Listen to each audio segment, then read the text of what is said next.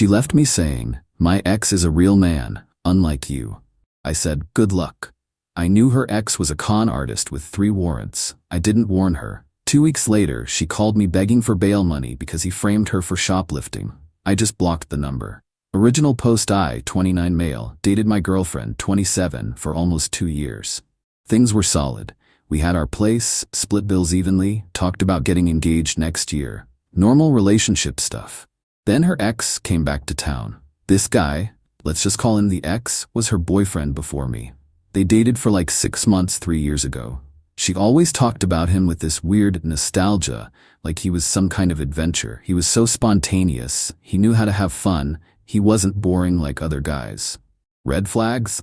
Yeah. But I figured it was just past relationship stuff. Everyone's got an ex they remember fondly, right? Wrong. 3 weeks ago, the ex hits her up on social media. Suddenly she's on her phone constantly, giggling at texts, just catching up with an old friend.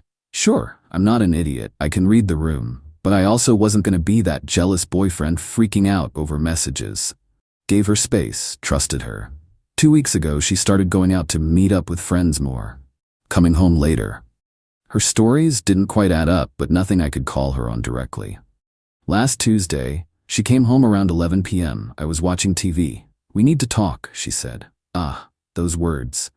"I've been thinking a lot lately," she continued, "about us, about what I want in life." I muted the TV. "Okay, I don't think this is working anymore. You're a good guy, but I need someone with more passion, more excitement, someone who isn't content with just existing." "Where's this coming from?" She hesitated. "Then, I've been talking to my ex, the one from before you, and I realized what I've been missing. He's a real man. He takes risks, he lives life. You just work and come home and watch TV. That's not enough for me anymore." I sat there processing. 2 years. She was ending 2 years because I'm boring, and her ex is exciting. "So you're leaving me for him," I said flatly. "I'm leaving you for me. He just reminded me what I actually want." "Cool. When are you moving out?" She blinked.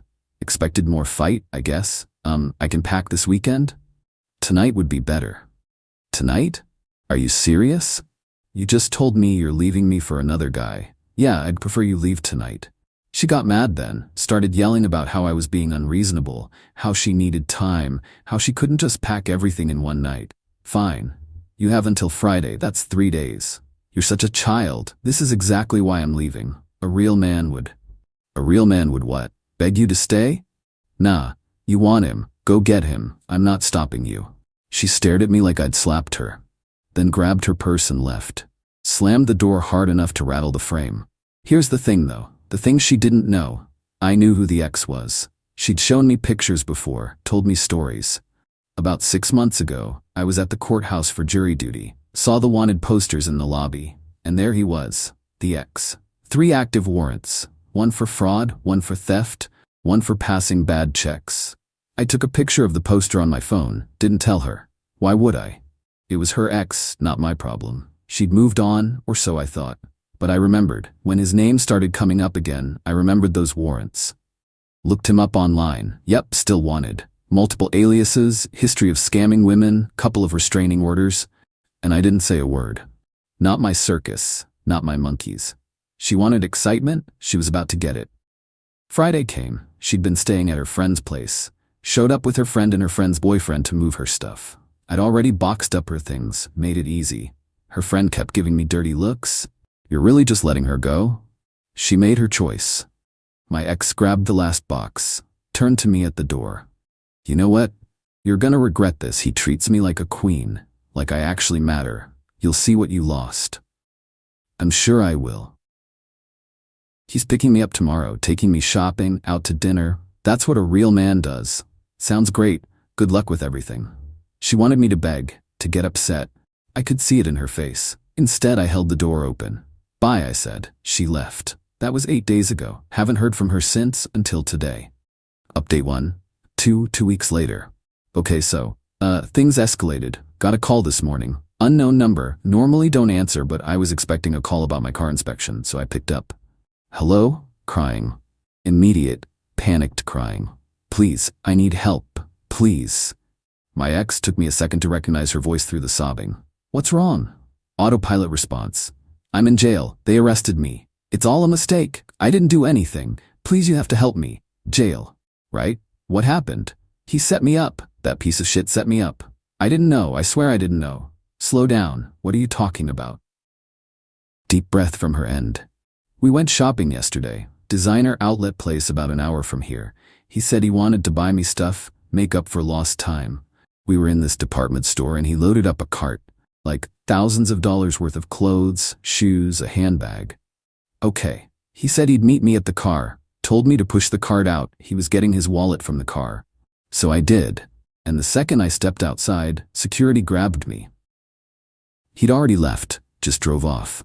Left me there with a cart full of unpaid merchandise. Oh wow.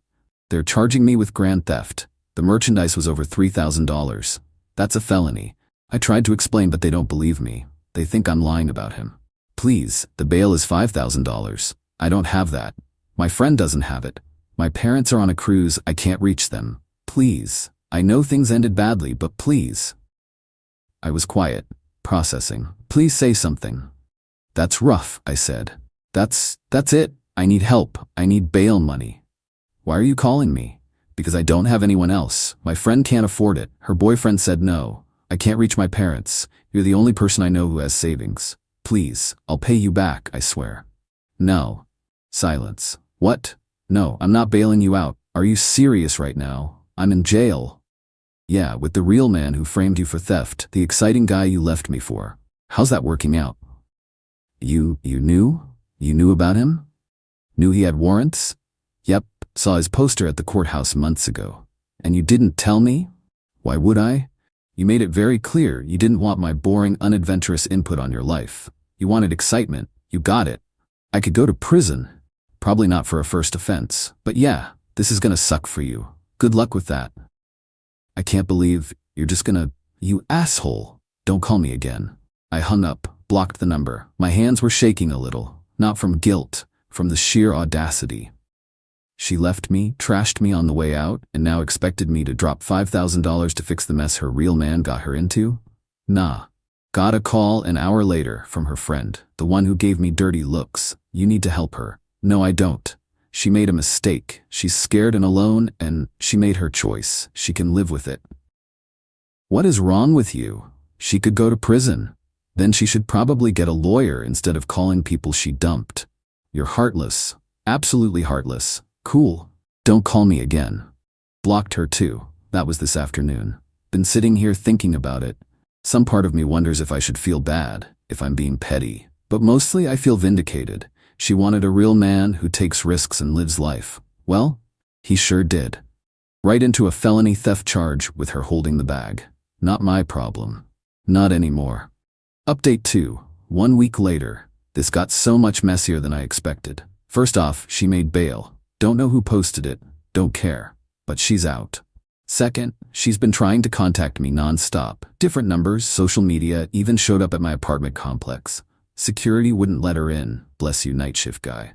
The voicemails are unhinged. Started with begging. Please, I'm sorry, I made a mistake. I need help. Then anger. You're a coward, a pathetic excuse for a man. I hope you rot. Back to begging. I don't know what to do. The lawyer says I need character witnesses. Please just talk to me. Character witnesses for a theft charge. When she literally pushed a cart full of stolen merchandise out of a store, blocked every number, deleted the voicemails unheard after the first few. But here's where it gets interesting. Her friend, the one who called before, showed up at my workplace 3 days ago. Just walked right into the office during lunch. We need to talk.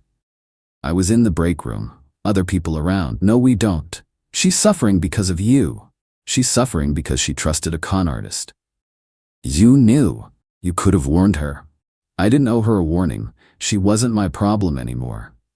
They're saying she could get up to 3 years. 3 years? And you won't even write a letter saying she's a good person? Because I don't think she is. Wrong thing to say. She started yelling. Full scene. My manager came out, asked what was going on. The friend called me names I won't repeat here. Security escorted her out. My manager pulled me aside after. Want to explain? I gave her the short version. Ex left me for a guy with warrants. Guy framed her for theft. Now she wants me to help with her legal defense. Manager blinked, and she expected. Apparently. You need me to ban her friend from the building? Probably a good idea. Got an email that afternoon from building security. The friend is now flagged, won't be let in.